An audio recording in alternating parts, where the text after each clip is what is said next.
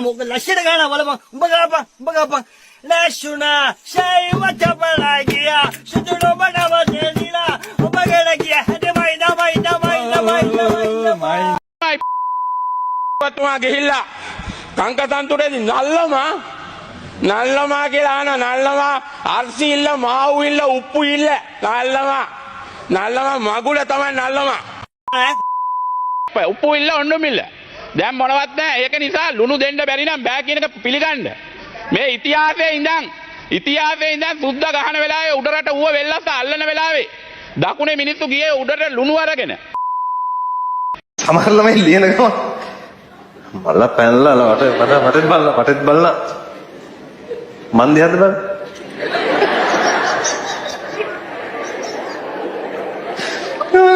සමහර ලියනවා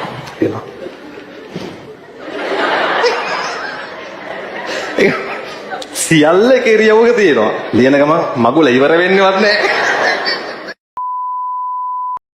මේ දරුවට පුළුවන්ද ජපාන් පුළුවන්ද අනතව නමයව නන්දෙස්කා හජිබි මස්ති දෝසු යුරෙෂ්කු ඔනගයිෂිමස් හැම නායකම ඊට කලින් හෙලිකොප්ටර් එකේ එක හෙලිකොප්ටරයක් කරා අපි පිළිගන්නවා පාරේ යනකොට කාර් දෙක තුනක් කරගෙන යනක පිළිගන්න පුළුවන් කර සභාපතිතුමනි එක කාර් එක හුලං ගියොත් අනිත් කාර් එකට නගින්න පුළුවන් උඩිය යනකොට හෙලිකොප්ටර් තුනක් කරගෙන යන්නේ මොකද එකක ප්‍රශ්නයක් ඔය අනිත් එකට පනින්නද පනින්න වෙන්නේ බිමට මතක තබා ගන්න මේ රටේ මහජනයාගේ ධනෙ කෝටි ප්‍රකෝටි ගණන් නාස්ති කරන පාලක කණ්ඩායම මං වෙනුවෙන් රුපියල් 100ක් වෙන් කරන්න. මම හැමෝගෙම ඉල්ලන්නේ එකම එක රුපියල් 100ක් මගේ මැතිවරණ ව්‍යාපාරයට ලබා දෙන්න. ඔබ යාචකයෙක් වෙන්න පුළුවන්, වෘත්තීය වේදිකෙක් වෙන්න පුළුවන්, ලිපිකරුවෙක්, ගුරුවරයෙක්, ධන කුවේරයෙක් වෙන්න පුළුවන්. ඒක ඇතුලේ ගලකුත් තියෙනවා. දැන් ගල කැපුවේ කවුද දන්නේ නැහැ. අනිල් වෙන්නේ. ඇයිනා මම මෙහෙම හිතලා නෙවෙයි කිව්වේ. මේ ඉරිදා වාගෙන වන්න අනේ සර් අද පොඩ්ඩක් කලින් යවන්න. ඈගේ සිතුම් මාගේ පැතුම් සුන්නෝ කරන්න අද හවසට ඈ මාව බලන්න. සුද්ධාති කෙනෙක්ගේ අහිංසක ඉල්ලීමක්. ගණන් මට දී එකක් තියෙනවා මට මේක 80000යි සමා වෙන්නේ 6,80,000යි 16,80,000යි අපිට මනුස්ස ස්වභාවය මේ අකුරක් ඉලක්කමක් එහෙම වෙලා කියවෙන්න පුළුවන් මම සභාගත කරනවා උත්තරය සමා වෙන්න හොඳයි සභාගත කරනවා අවුරුදු 3ක් තුල මහින්ද රාජපක්ෂට පුළුවන් නොනා මේ රටේ අවුරුදු 27ක් තිබිච්ච ත්‍රස්තවාදය නැති කරලා දාන්න මේ රජයට පුළුවන් වුණා අවුරුදු 3ක් ඇතුළත මුළු රටම නැති කරලා දාන්න. මොකද දැන් මට කිව්වා ලොන්ඩ්‍රි කාර්යය මාළු කාර්යය නාට්‍යාමි බොම්බයි මොටයි කාර්යය මම ඒ කිව් තනතුරු හතරම බොහොම ගෞරවයෙන් බාර ගන්නවා. ටංගි පොඩ්ඩක්වත් නැතුව හෙලිවැල්ලෙන් සිටි කාලේ මට මතකයි. අංග ජාතය පොළවට ලම්බකව එල්ලාගෙන පොරි හැදුණු කුෂ්ඨ ශරීරයේ දරාගෙන ගෙදර වත්තේ කොහේ හෝ කෙළවරක කක්කුස්සි ගිහින් පුකන හොදා ඇක්ටැම්බෙන් සිටි කාලේ මට මතකයි. බුදුරජාණන් වහන්සේ දේශනා කළ ධර්මයේ ප්‍රධාන පදනම මොකද? සමානත්වතාවය. සමාජ සාධාරණත්වය. බුදුරජාණන් වහන්සේ දේශනා කළේ සමානත්වය ගැන නෙමෙයි. චතුරාර්ය සත්‍ය තියෙන්නේ සත්‍ය තියෙන දුක ගැන. ඊළඟ දුක නැති කරන්න ආර්ය අෂ්ටාංගික මාර්ගය දැම්මා. එච්චරයි තිබුණේ.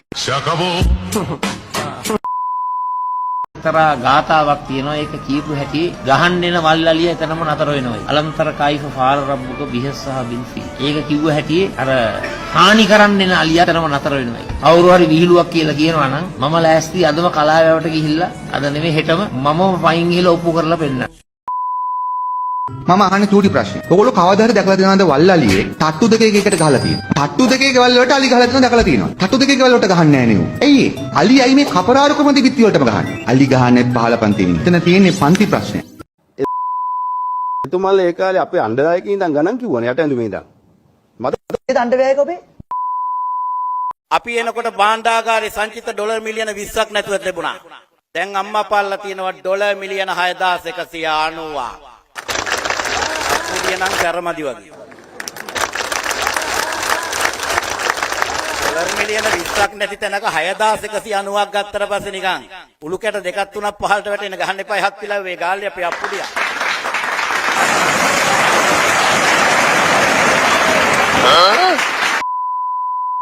හාමුදුරුවෝ ගංජා ගහලා තියනවද? මොනවා? පිස්සුද? මම ගංජා හරද? ඈ ඔය කතාව උතන මම ඇදලා ගන්නේ. නැති හාමුදුරුවෝ කියනවා. නෑ මම ගංජා ගහලත් නෑ ගංජා තිබ්බාට මම කියන්නේ නීතිගත කළා. මේවා විදේශ විනිමය ගන්න තත්ත්වයක්. තමුන්නානේ මාකට බඩුවක් නේ. ඔහම කියනවා. රණී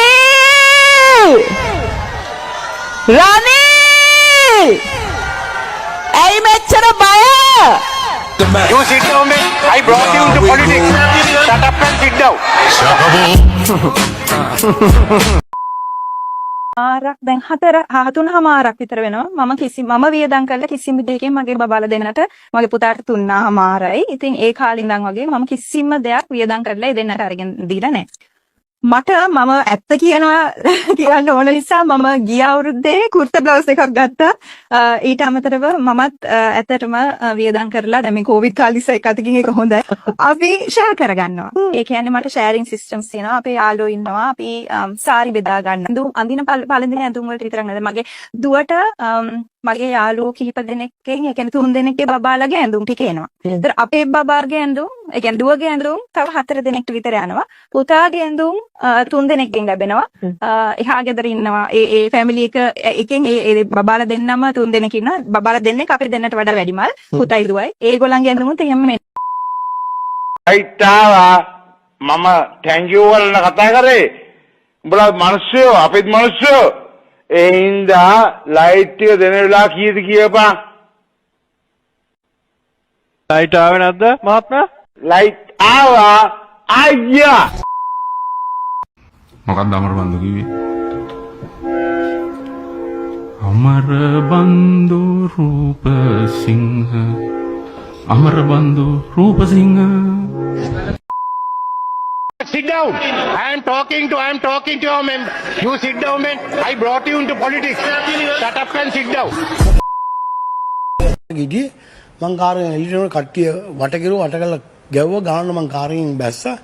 බෑලා මං පාරෙන් එහා පැත්තට ගියා. යනකොට මේ කට්ටිය ඔක්කොම ආවා. ඇවිල්ලා මට දිගට අරගෙන පහර දුන්නා. පහර දුන්නා ඊපස්සේ මට කරගන්න දෙයක් මම බාන්ස් ප්ලේස් නෙමෙයි මම අතුපාරට ගියා. අතුපාරදී මං ඉරුණාට පස්සේ මේගොල්ලෝ මට හෙල්මට් එකකින් ඔලුවට තදබල ලෙස පාර දුන්නා. ඔලුවට helmet Generative artificial intelligence, computing power, smarter devices, datafication, artificial intelligence and machine learning, extended reality, digital trust, 3D printing, genomics, new energy, solutions, robotic process automation, edge computing, quantum computing, virtual reality. Birds, the kaputas go have hit the plane. When they take over, it will be a damage. So that is the damage to the even for the yard. තෙල් gas නෙවෙයි Japan bicycle ගේන්නත් ඉඩ හදලා දෙන්නම්. එහෙමයි රටවල් හදන්න. මට මං අද කියන්නම්. අපේ තරුණයෝ හරි කැමති ජපානයේ බයිසිකලයක් ගේන්න. දෙන්නේ. පොඩි කාර් එකක් ගේන්න දෙන්නේ. ජාතික ජන බලවේගයේ ආණ්ඩු බලය අරගෙන ඉතා කෙටි කාලෙකින් ක්‍රමිකව නෑ එහෙම කොහොමද කියන්නේ? ජනාධිපතිවරයා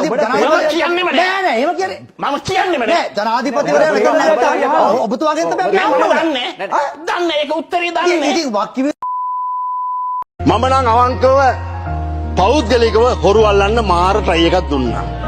මම ඉස්සල්ලාම ට්‍රයි කළේ අපේ හොරුන්ව අල්ලන්න. මට ඒකට ලැබුණු තෑග්ග තමයි නඩු 36යි තුන් පාරක් රිමාන්ඩ් දුන්නා. ඒක තමයි මට ලැබුණු තෑග්ග. ඒක තමයි ලංකාවේ හොරු අල්ලන්න යන අයට වෙන පූර්වේ කරපු පවක් නිසා බේරුණා. කවුරුත් කියන්නේ මම කරපු හැටි මෙහි. අපි තමයි හොඳටම කරලා තියෙන්නේ.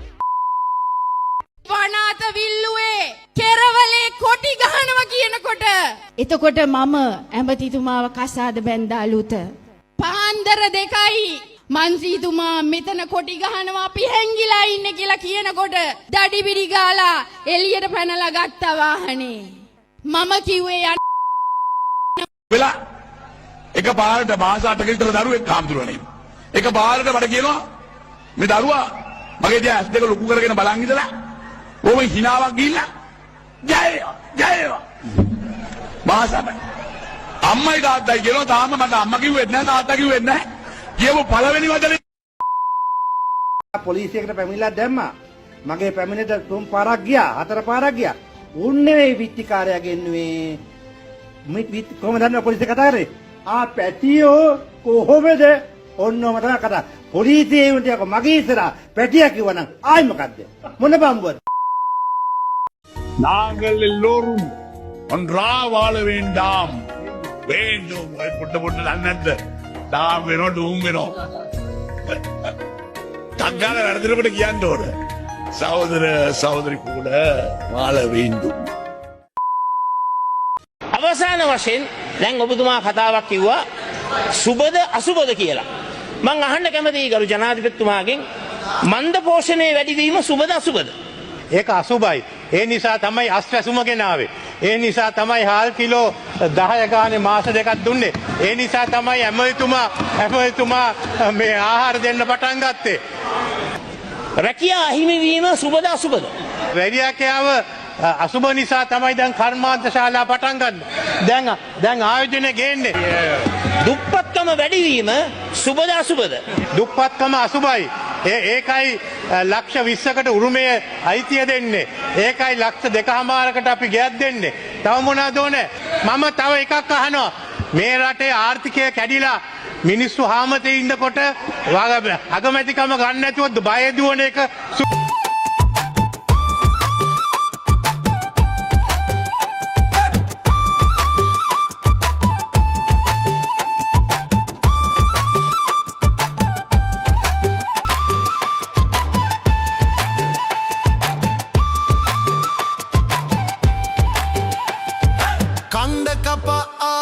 සදපාන විලාසේ ආලනුරා පෑ නුඹ පිටගම් යන්නේ නාන තොටේදී නෑ විහිළු කරන්නේ කෝඩු නුඹේ අත නෑ මට හිමිවන්නේ මදිවට පෙරපින් මංගෙන ඇවිදින් උඹලට හොඳ කලක් ගෙවියන් අනේ